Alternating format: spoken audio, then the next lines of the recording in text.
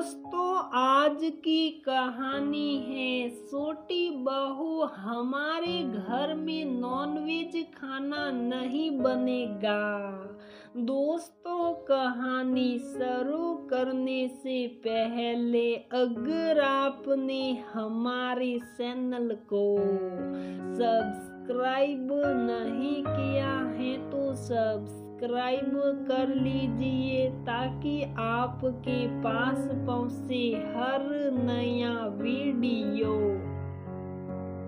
प्रेम बेटा सुन, तू मार्केट जा रहा है ना, ऐसा कर मुझे राहुल के घर छोड़ देना। राहुल के घर कुछ काम है माँ, और वैसे भी मैं उस साइड नहीं जा रहा हूँ, वह थोड़ा दूर पड़ेगा। रास्ते में ही पुलिस वाले मिल जाएंगे, फालतू में दिक्कत होगी। कुछ अर्जेंट काम हो तो बताइए। क्या बताऊं तुझे, तू तो सब कुछ जानते हुए भी अनजान बनकर बैठा है। तुझे पता है ना, मैं पूजा पाठ करती हूँ और मुझे घर में ये अंडा खाना पसंद नहीं है।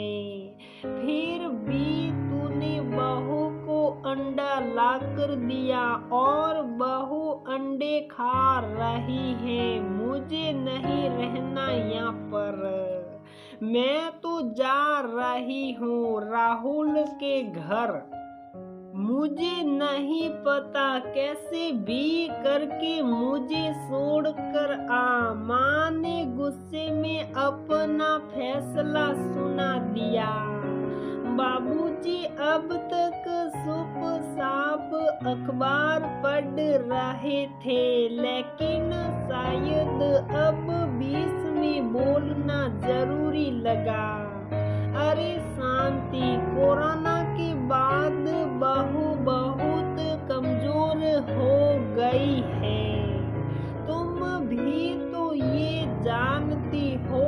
और अंडे में प्रोटीन होता है, अगर खा लिया तो कौन सी आफत आन पड़ेगी। यूं समझ लो कि दवाई ले रही है तुम्हें।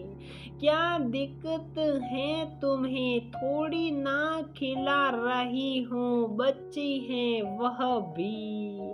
शरीर में जान आएगी तभी घर का, बच्चों का, तुम्हारा, हमारा सबका ख्याल रख पाएगी। हाँ, बस तुम भी उसी की तरफदारी करना। एक तो इतने दिन बहू की सेवा की, ऊपर से घर में अंडे बनाकर पूरा घर अशुद्ध कर दिया है। मैं कुछ नहीं जानती, सुबह के समय वैसे भी पुलिस वाले नहीं होते हैं। प्रेम, तुम मुझे छोड़कर आ बस। माजी भी अपनी बात पर अडिग थी। ठीक है माँ, जैसी तुम्हारी मर्जी, लेकिन जाने से पहले एक बार सोच लेना, क्योंकि इस समय नेहा बीमार है। उसे हम सब के साथ प्यार और अपनेपन की जरूरत है। एक बार उसकी माँ बनकर सोच लेना, बाकी तुम्हारी मर्जी। चलो छोड़ देता हूँ। जब माजी ने अपना फैसला सुना ही दिया था तो फिर प्रेम ने भी हथियार डाल दिए, क्योंकि वह भी जानते हैं कि माजी अपनी जिद के आगे किसी की नहीं सुनती।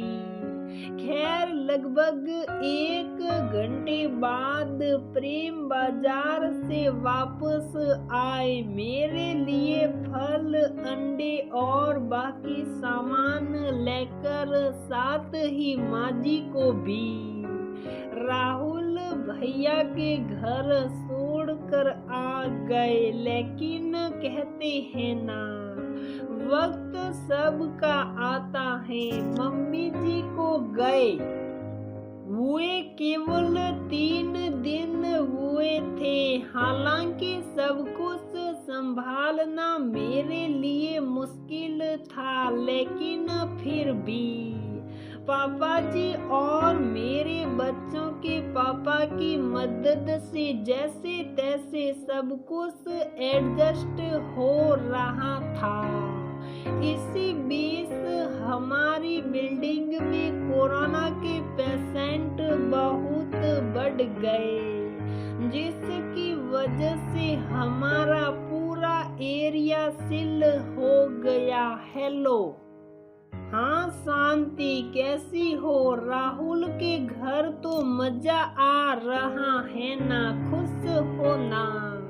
हाँ बिल्कुल, मजा तो आ रहा है, पर सुनो, मैं ये कह रही थी कि अब 3-4 दिन हो गए हैं, तो प्रेम से कहिए ना मुझे वापस ले जाए वापस, और वह भी इतनी जल्दी। सच सच बताओ शांति, क्या बात है? और वैसे भी यहाँ पर तो बहू अंडे खा रही है, और तुम्हें तो उससे दिक्कत होगी, तो फिर वहीं पर रहो ना आराम से। हाँ, लेकिन बहू की तबीयत भी ठीक नहीं है, तो मैंने सोचा शांति, उम्र के 55 साल बिताए हैं मैंने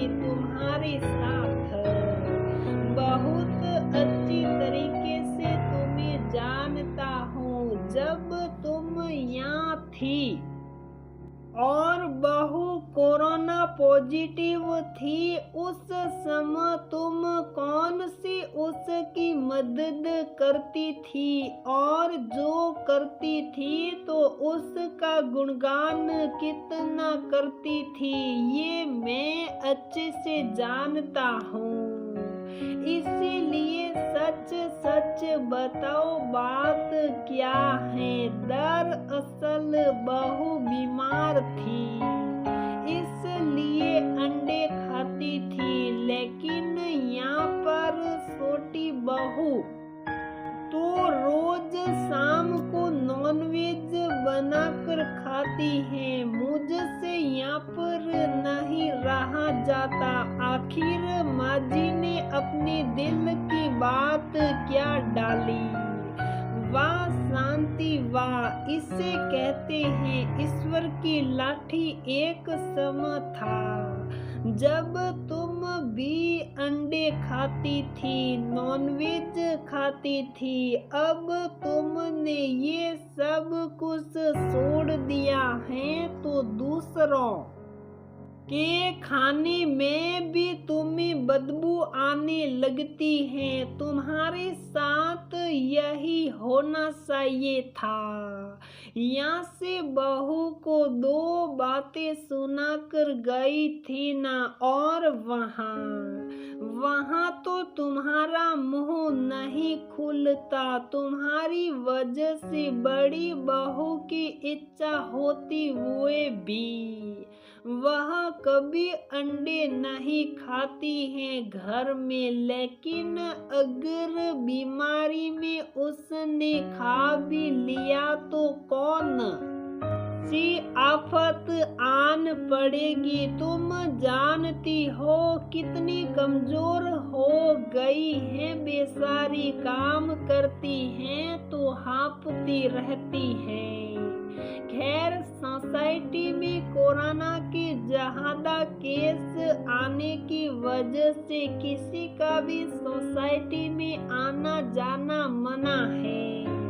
इसीलिए शांति जी, आप अपने छोटे बेटे के घर आराम कीजिए। यहाँ पर हम सब कुछ संभाल लेंगे। इतना कहकर पापा जी ने फोन रख दिया और मंद मंद मुस्कुराने लगे। जब मैंने कारण पूछा तो ठहाका लगाकर हंसने लगे और वहाँ मम्मी जी फोन के पास बैठकर सर पीट रही थी। तो दोस्तों, हमारी ये कहानी यहीं पर समाप्त होती है।